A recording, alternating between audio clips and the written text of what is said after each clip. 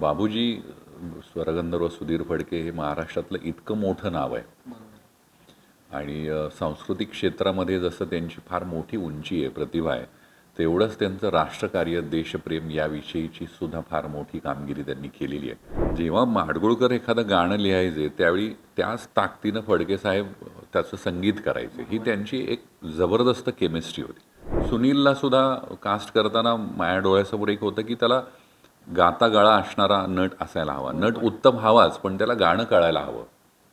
April महिना सुरू झाला आहे. त्यातल्या त्यात एप्रिल महिना हा अर्ध्यावर येऊन ठेपला आहे. त्यानंतर मे महिन्याची सुरुवात होणार आहे.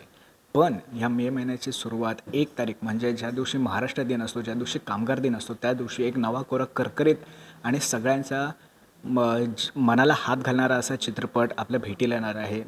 चित्रपट बोलण्यापेक्षा एक अशी जीवन प्रवास आपल्याला एक असा जीवन प्रवास आपल्याला बघायला मिळणार आहे जो आजच्या पिढीसाठी तर महत्त्वाचा आहेच आहे, पण याच्यानंतरच्या पिढीसाठी सुद्धा तेवढा महत्त्वाचा असणार आहे. तो म्हणजे स्वरगंधर्व सुधीर फडके यांच्या आयुष्यपटावर एक आधारित असा चित्रपट आपल्या भेटीला येणार आहे. आणि त्याच चित्रपटाचे दिग्दर्शक, मी दिग्दर्शक बोलण्यापेक्षा एक हँडसम हंग दिग्दर्शक आणि ज्यांच्या आवाजामध्ये भारदस्त पण आहे, कारण का मी आता आल्यापासून त्यांचं कन्व्हर्सेशन ऐकतो. एक असा बेस असतो आवाजामध्ये दमदार, असं मला खरंच आवडतं आहे. माझ्यासोबत आहेत योगेश सर. सर, काय सांगाल? म्हणजे आम्ही फॉर्च्युनेट आहोत की बापूजींची गाणी आम्ही आज देखत ऐकतो. म्हणजे आजी आजोबांच्या काळात, त्याच्यानंतर आईवडिलांनी तर ही गाणी आम्हाला ऐकायला दिलीच आहेत. त्यातल्या त्यात माझं आवडीचं म्हणजे देहाची तिजोरी आणि तोच चंद्रमाने भात. हे सगळे गाण्याची जुळवाजुळव करताना, किंबहुना या सगळ्या गोष्टीची जुळवाजुळव करताना असा थॉट काय येतो डोक्यामध्ये की ह्या व्यक्तीवर सुद्धा चित्रपट बनला पाहिजे, ज्या व्यक्तीला संपूर्ण जग ओळखतं? काय होता तो थॉट? नमस्कार. मला वाटतं ह्या सगळ्या तुमच्या निमित्तानं ऑडियन्सशी बोलताना आणि हा विषय मांडताना मला फार आनंद होतो आहे, कारण 1 मे 2024 या रोजी स्वरगंधर्व सुधीर फडके ही महाराष्ट्राची महाबायोपिक प्रदर्शित होती आहे. तुम्ही म्हणालात तसं हा विषय का करावा असा वाटला किंवा याच्यामधलं काय असं मला भावलं की जे हे चित्रपटाच्या निमित्तानं लोकांसमोर यायला हवं, ते म्हणजे बाबूजी स्वरगंधर्व सुधीर फडके हे महाराष्ट्रातलं इतकं मोठं नाव आहे आणि सांस्कृतिक क्षेत्रामध्ये जसं त्यांची फार मोठी उंची आहे, प्रतिभा आहे, तेवढंच त्यांचं राष्ट्रकार्य, देशप्रेम याविषयीची सुद्धा फार मोठी कामगिरी त्यांनी केलेली आहे. आणि बाबूजींचं गाणं तुम्ही म्हणालात की ते म्हणजे माझी पिढी, माझ्या आधीची पिढी तर होतीच, पण माझी आत्ता येणारी पुढच्या मुलांची पिढीसुद्धा ज्यांच्या गाण्यानं भारावून जाणारी आहे किंवा ज्यांच्या गाण्यांच्या संस्कारामुळे संस्कारित होत जाणारी आहे, त्यांनी मला वाटतं बाबूजींचं हे आयुष्य नक्की अनुभवायला हवं, पाहायला हवं. कारण आपल्याला जसं वाटतं की एखादा सक्सेसफुल म्युझिशियन, सक्सेसफुल गायक, सक्सेसफुल म्युझिक डायरेक्टर कुणी किंवा गीतकार गदिमासारखा, त्यांनी नेमकं काय कष्ट केलेत हे बघितल्याशिवाय त्यांच्या यशाची किंमत कळणार नाही आहे प्रेक्षकांना. आणि त्यांनी केलेला स्ट्रगल, त्यांनी केलेला खडतर प्रवास, त्यांनी सोसलेलं सगळं इतकं जबरदस्त कष्टाचं आयुष्य, त्यातही सगळं सोसून प्रामाणिक राहून इतक्या जबरदस्त गाण्यांची निर्मिती करायची, मला वाटतं हे कुठेतरी प्रेक्षकांपर्यंत यायला हवं होतं आणि त्याच्यातनं हा चित्रपट निर्माण करण्याची इच्छा झाली आहे. बरं, तर टीझर प्रदर्शित झाला आहे. त्या टीझरच्या सुरुवातीलाच आम्ही बघतोय की माडगुळकर सुधीर फडकेंना ओरडत आहेत की हे माझं काव्य नाही आहे, तर फडकेला सांग त्याने ते गाणं हरवलं आहे. का अशी नोकझोक होते? कारण का आम्ही जेवढं वाचण्यात आलं माझ्यामध्ये, तेवढं मला कळतं की दोघं मित्र तर होतेच होते. गीतकार आणि गायकाची जोडी खरंच खूप सुंदर पद्धतीने आमच्यासमोर मांडण्यात आलीच आहे. आम्ही ऐकलेच होते त्यांची गाणी. बट असं त्यांच्या मैत्रीचं असं कोणतं नातं ज्याच्यामध्ये नोकझोक तर होतीच होती, पण तेवढीच अंडरस्टँडिंगसुद्धा होती? नाही, तुम्ही टीझरचा जो उल्लेख केला तो आहे आकाशवाणीवर जेव्हा गीत रामायण 1955 साली ब्रॉडकास्ट होणार होतं, त्या दिवसाचा तो प्रसंग आहे सिनेमामध्ये, की ज्यात गदिमांनी लिहिलेलं पहिलं गाणं रेकॉर्ड होणार होतं आणि ते डायरेक्ट ब्रॉडकास्ट होणार होतं. कारण त्यावेळी असं सिस्टीम नव्हती की आधी रेकॉर्डिंग करूया मग ब्रॉडकास्ट. तर ते थेट ब्रॉडकास्ट होणारं ते गाणं होतं. आणि जेव्हा माडगुळकर एखादं गाणं लिहायचे त्यावेळी त्याच ताकदीनं फडके साहेब त्याचं संगीत करायचे. ही त्यांची एक जबरदस्त केमिस्ट्री होती. दोघे अत्यंत तत्वनिष्ठ माणसं होती. दोघांचाही एकमेकांविषयीच्या कलेविषयी जसा आदर होता तसा स्वतःच्या कामावर जबरदस्त कॉन्फिडन्सही होता. तर तो प्रसंग असा घडला होता की ते गाणं लिहिलं होतं गदिमांनी पहिलं गाणं ते बाबूजींना त्यांनी वाचायला दिलं होतं की हे चाल लावायची आणि हे आता ब्रॉडकास्ट करायची. ते गाणं बाबूजींनी वाचलं आणि ते परत कोणाला कडे तरी दिलं गेलं आहे आणि रेकॉर्डिंगची वेळ आली आणि असं झालं की ते गाणंच सापडत नाही आता. अच्छा. मग बाबूजी म्हणतात की नाही, मी माडगुळकर तुम्हाला तो कागद परत दिला आहे. माडगुळकर म्हणतात तो कागद माझ्याकडे आलेला नाही आहे, मी गाणं हरवणाऱ्यातला नाही आहे, हे बाबूजी म्हणत आहेत. मग गदिमा म्हणतात की नाही नाही, माझी बुद्धी तेवढी तल्लख नक्की आहे की मी तुम्हाला गाणं दिलं हे मला माहिती आहे. ही नोकझोक अतिशय कलेसंदर्भातली नोकझोक आहे. ती वैयक्तिक हेवेदावे किंवा राग लोभ तो काही नव्हता. पण या सगळ्याच्या उपर त्यांनी जो कळस चढवला तो म्हणजे गदिमांनी पुन्हाच्या पुन्हा तसंच्या तसं ते गाणं नव्याने लिहिलं आणि बाबूजींनी पुन्हा त्याला नव्यानं संगीत दिलं आणि ते ब्रॉडकास्ट झालेलं पहिलं गाणं कुशल व रामायण गाती हे गाणं त्यावेळेस प्रदर्शित झालं. बरं, तर आम्ही टीजर बघत आहोत. तर टीजरमध्ये सुरुवातीला सुनीलदादा असेल, मृण्मयी असेल किंवा सागरदादा असेल, प्रत्येक कलाकार हा त्यांच्या त्यांच्या भूमिकेला खरंच साजेसा असा आहे. एक असतं ना की जेव्हा एखादा दिग्दर्शक एखादी बायोपिक बनवत असतो किंबहुना एखादा ऐतिहासिक चित्रपट बनवत असतो, तर त्याच्यामध्ये जे कॅरेक्टर किंबहुना तेव्हा जी व्यक्ती होती त्यांची व्यक्तिरेखा साकारण्यासाठी असे काही कलाकार किंबहुना असे चेहरे घेतले पाहिजेत जे प्रेक्षकांना सुद्धा तेवढेच आपलेसे किंबहुना साजेसे वाटले पाहिजेत. काय सांगाल कास्टिंगबद्दल? भीती होती का मनामध्ये, जर मी या कलाकाराला कास्ट केलं किंबहुना या अभिनेत्रीला कास्ट केलं तर ती कास्ट किंबहुना ती कास्टिंग प्रेक्षकांना तेवढी पटेल की नाही असा? कास्टिंगच्या बाबतीत मला वाटतं की फारच करेक्ट कास्टिंग करण्यात आम्हाला यश मिळालं आहे. कारण सुनील असेल किंवा सागर असेल किंवा मृण्मयी, म्हणजे ललिताबाई आणि बाबूजी यांची पेअर म्हणून ती सिनेमामध्ये दिसणार आहे तुम्हाला सातत्यानं. त्यांच्या एजमध्ये ट्रान्सफॉर्मेशन आहे. तरुणपणीचे बाबूजी ललिताबाई आहेत, वयस्कर बाबूजी ललिताबाई आहेत. दोघांचा मला वाटतं की स्ट्रेंथ म्हणूया आपण ही अशी की दोघांना फार जबरदस्त संगीताचं ज्ञान आहे आणि बाबूजी आणि ललिताबाई हे उत्तम गायक होते दोघेही. ललिताबाईंच्या भूमिकेसाठी मृण्मयी शिवाय दुसरं काय नाव माझ्यासमोर खरं सांगतो की तिचं कास्टिंग झाल्यानंतर मी फार जास्त सुखी होतो आणि आनंदी होतो की आता मला फार अभिनय पातळ्यांवर फार काही करावं लागणार नाही आहे. कारण तिला माहिती आहे की अशा गायिकेचं बाबूजींच्या पत्नीचा रोल मी करते म्हटल्यानंतर काय करायला हवं. गाण्याची समज आहे, तिने अशा गायकाची आपण पत्नी बायको म्हणून काम करतोय म्हटल्यानंतर साधारण काय आचपेच असावे लागतात हे सगळं जाणून असणारी ती अभिनेत्री आहे. सुनीलला सुद्धा कास्ट करताना माझ्या डोळ्यासमोर एक होतं की त्याला गाता गळा असणारा नट असायला हवा. नट उत्तम हवाच, पण त्याला गाणं कळायला हवं. कारण बाबूजींचा बायोपिक, तो म्युझिकल बायोपिक होणार. 27 गाणी आहेत आमच्या सिनेमामध्ये आणि मूळ म्हणजे 27च्या 27 गाणी मूळ आवाजात आहेत बाबूजींच्या. जे टीजरमध्ये सुद्धा आम्ही बघितलंच आहे. त्यामुळे बाबूजींचा आवाज स्वतःच्या चेहऱ्यावर अभिनयाच्या माध्यमातून दाखवणारा नट हवा होता आणि सुनील गायक असल्यामुळे त्याला ते लकबी माहिती होत्या. त्याला ते ताना कुठे घेतात, हरकती कशा येतात याचा अभिनय करणं सहज शक्य होतं. त्यामुळे सुनीलनी मला वाटतं फार उत्तम त्याला दाद दिली आहे. तसंच सागरच आहे. गदिमांची भूमिका सागर जगला आहे, म्हणजे तो दिसला तर आहेच आहे, पण त्यांनी कामही अतिशय उत्तम केलं आहे. तसंच इतर पात्र जी आहेत, डॉक्टर हेडगेवारांच्या भूमिकेत शरद पोंक्षे आहेत. त्याच्यानंतर साहेब मामा फतेलाल, प्रभात चित्र कंपनीचे पहिले भागीदार, त्यांची भूमिका अविनाश नारकर करतायत. अटल बिहारी वाजपेयींची भूमिका ऋषिकेश जोशी करतोय.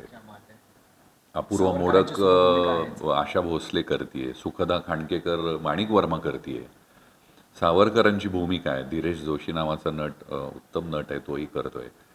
सो या सगळ्या व्यक्तिरेखा इतक्या मोठ्या आहेत, त्यांच्या व्यक्तिरेखा समजून घेऊन अभिनय करू शकणारे ताकदीचे नट तुम्हाला हवे असतात आणि ज्यांना ती भूमिका समजते. मला वाटतं तो नट तंतोतंत तसा दिसत नसला तरी त्याच्या अभिनयातनं तो प्रेक्षकांना आपसूक वाटायला लागतो की हा हा हा हे पात्र आहे. नाही, खरंच खूप भारी वाटतं आहे. कारण का जसं सरांनी जर सांगितलं, जसं टीजर जसं पुढे सरकतो तसं त्याच्यामध्ये गाणं तर आहेच आहे, पण त्याच्यामध्ये अचानक सावरकरांची एंट्री होते. सावरकरांचं सुद्धा त्याच्यामध्ये आम्हाला थोडीफार झलक दिसते. एक असताना दिग्दर्शक म्हणून जेव्हा आपण एखादा असा चित्रपट बनवत असतो, ज्या व्यक्तीच्या जीवनावर आपण चित्रपट बनवत असतो, तेव्हा त्याच्यामध्ये छोटे छोटे बारकावेसुद्धा आपल्याला माहिती असायला पाहिजे असतात किंबहुना कारण का ह्याच्या आधीची जी पिढी होती त्या पिढींनी बापूजींना ऐकलं आहे, बापूजींना बघितलंसुद्धा आहे. त्यांना माहिती होते की बापूजी कसे होते, बापूजींची लय कशी होती, काय कशी होती. एक दिग्दर्शक म्हणून सुद्धा, एक लेखक म्हणून सुद्धा आणि एक सामान्य व्यक्ती म्हणून सुद्धा भीती असते का मनामध्ये, जर माझ्याकडून एखादी छोटी जरी चूक झाली तरी त्या चुकीचं समर्थन प्रेक्षक करतील की नाही करतील, काय सांगाल याबद्दल? नाही, बरोबर आहे. बायोपिक करताना आणि इतक्या मोठ्या व्यक्तीला पडद्यावर तुम्ही दाखवताय, प्रेक्षकांसमोर आणताय, यावेळी दडपण हा विषय नक्की आहे लेखक दिग्दर्शक म्हणून. आणि ह्यासाठी मला खूप जास्त मदत झाली ती म्हणजे श्रीधर फडकेंची. अच्छा. कारण मी जे काही स्क्रीन प्ले लिहित होतो, ड्राफ्ट्स लिहित होतो, जो रिसर्च मी त्यांना शेअर करत होतो, 2, 3, 4 वर्ष माझं हे काम चालू होतं, त्यावेळी प्रत्येक गोष्ट टेक्निकली करेक्ट आहे ना, त्या साली हे घडलं होतं ना, 55 सालचीच ही घटना आहे ना, ह्या सगळे ठोकताळे आम्ही अतिशय करेक्टली तपासले होते. आणि मला वाटत नाही की मी जे वाचलंय, जे ऐकलंय, जे पाहिलंय, ज्या लोकांना भेटून सगळी माहिती जमा केली आहे, ते जेव्हा मी बांधडी स्वरूपामध्ये स्क्रिप्टमध्ये कन्वर्ट केलं, त्यावेळी मला वाटत नाही की प्रेक्षकांना त्यातलं काही खटकणारं आहे.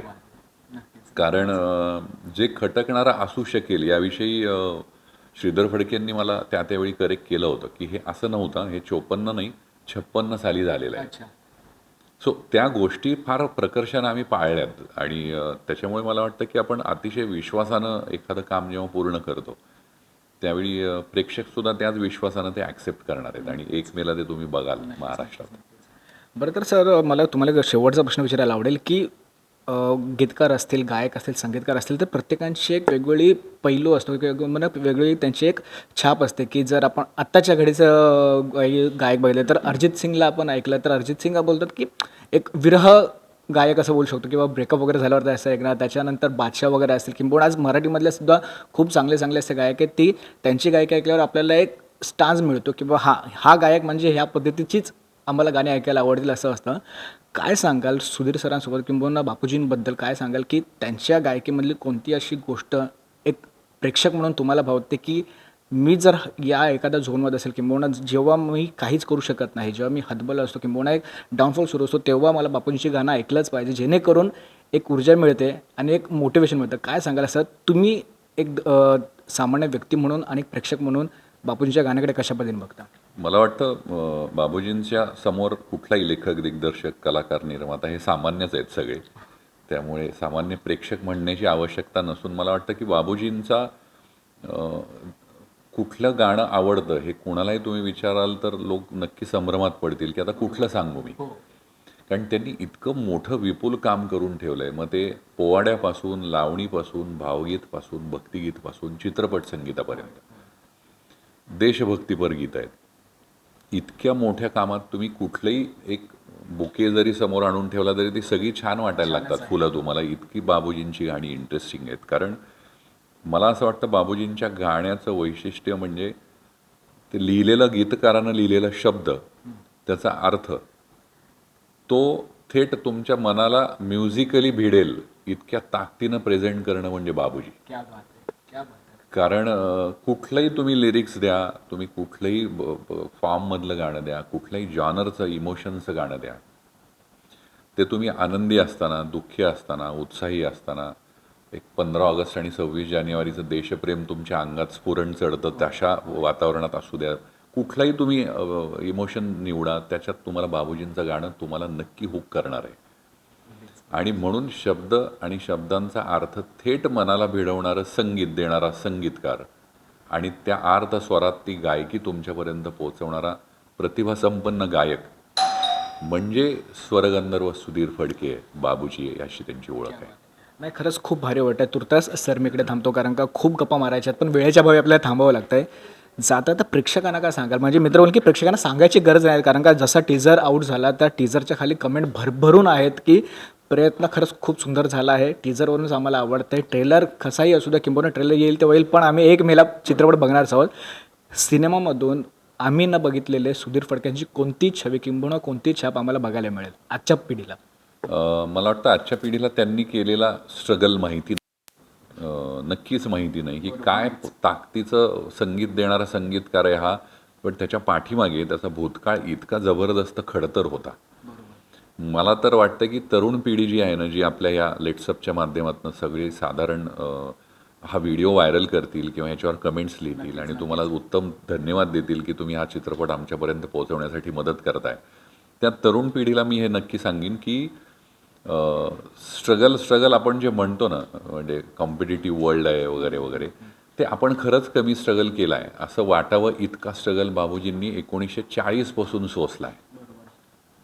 आणि त्या 40-30 वर्षाच्या कारकिर्दीमध्ये अर्ध आयुष्य स्ट्रगलमध्ये जाऊनही प्रामाणिकपणा न सोडता त्यांनी ज्या जबरदस्त क्रिएटिव्ह काम केलं आहे ते तुम्हाला नक्की या सिनेमात बघायला मिळेल. तुमच्या आवडीची नक्की गाणी ऐकायला मिळतील आणि बापूजींच्या आवाजामध्ये मूळ बाबूजींच्या आवाजामधली गाणी आजच्या 5.1 सराउंड सिस्टीमच्या टेक्नॉलॉजीचा वापर करून केलेली.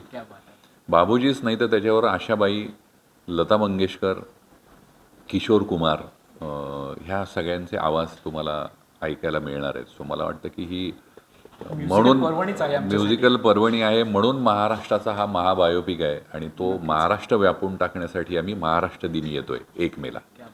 नाही सर, पुन्हा एकदा तुमच्या टीमचा आणि तुमच्या सगळ्यांचा ऑल द बेस्ट आणि धन्यवाद आमच्यासोबत गप्पा मारल्याबद्दल. आणि पुन्हा एकदा धन्यवाद.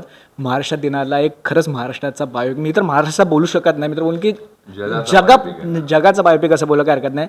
पुन्हा एकदा योगेश सर खरंच खूप धन्यवाद लेट्सअप मराठीसोबत बोलल्याबद्दल आणि तुमच्यासोबत तुमच्या संपूर्ण टीमला all the very best. Thank you so much.